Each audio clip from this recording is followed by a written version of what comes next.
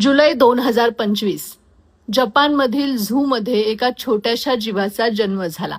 नाव पंच.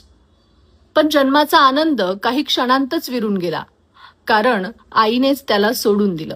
डोळेही नीट उघडले नव्हते आणि जगाने त्याला एकटं केलं. आईच्या मिठीची ऊब, छातीशी कवटाळण्याचा आधार त्याला कधीच मिळाला नाही. पंचच्या छोट्याशा हातांना कुणीतरी हवं होतं, ज्याला तो घट्ट धरू शकेल, ज्याच्या मिठीत त्याला सुरक्षित वाटेल. आणि मग त्याच्या आयुष्यात आली एक नारंगी बाहुली.